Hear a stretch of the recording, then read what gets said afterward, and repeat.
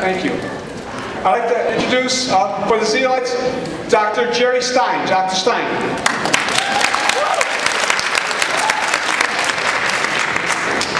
Thank you. Good morning.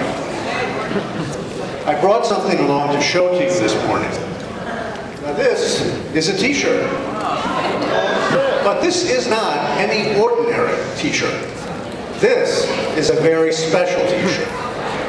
One that my friend behind me and I desperately wanted to get back when we were students at Mather.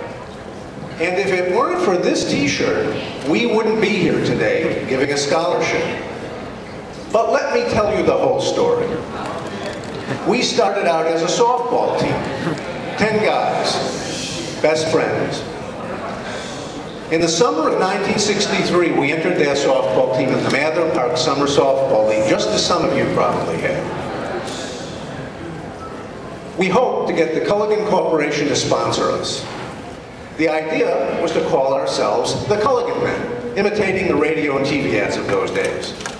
And we hoped that Culligan would buy us t-shirts that said the Culligan Men, since we couldn't afford them on our own. Culligan didn't, and we called ourselves the Zeolites instead.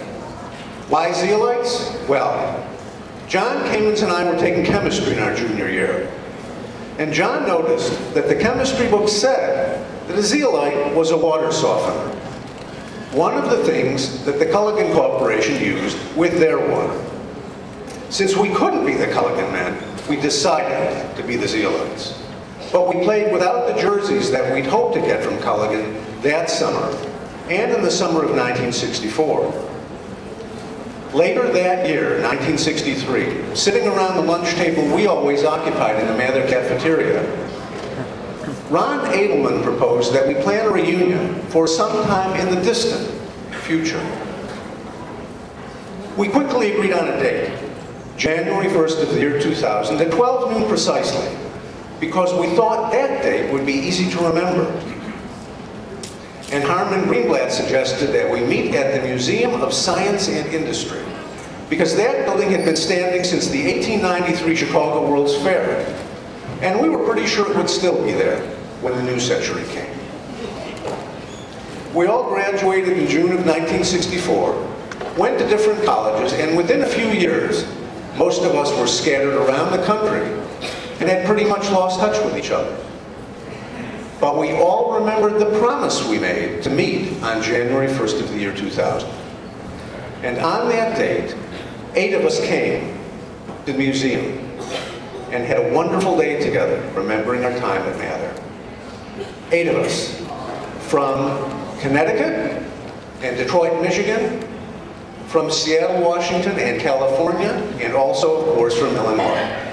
8 of us, friends again. We felt extraordinarily lucky that day, lucky to be alive and in good health, and lucky to be reunited. But little did we know, our good luck had only just begun. A few days later, Bob Green of the Chicago Tribune wrote a column telling most of the story that I've just told you. And then something else wonderful happened. The people at Culligan read that story too. And they offered to give us the t-shirts we'd asked for 37 years before.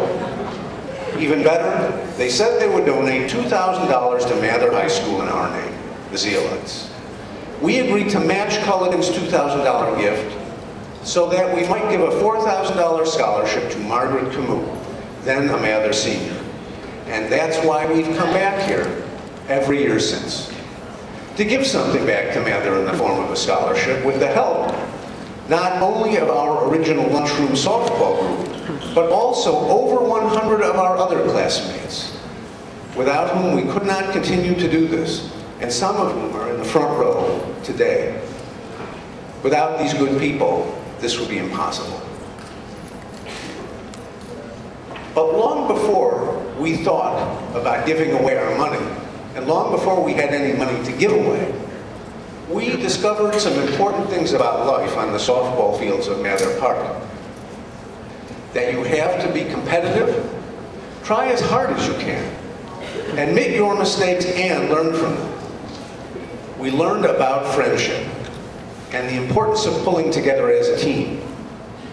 And years later, when we were reunited, we realized how good our judgment had been in picking our high school friends, and how lucky we were to have them still.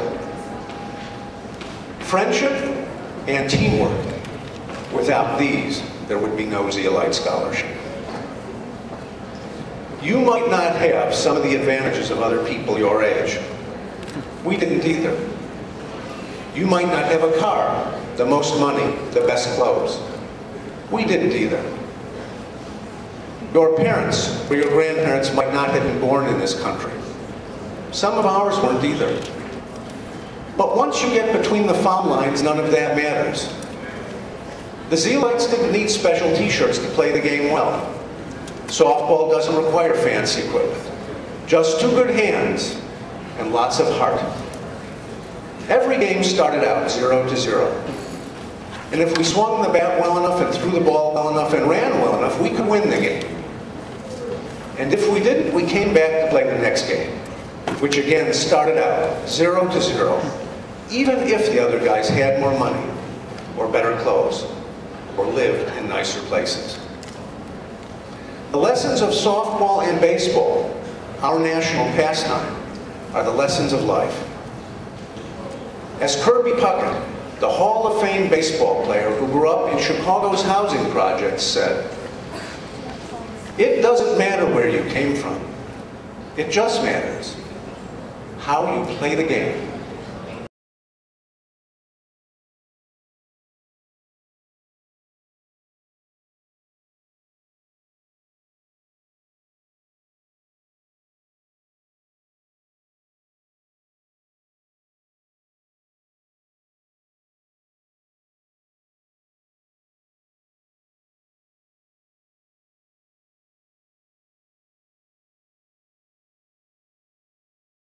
Thank you.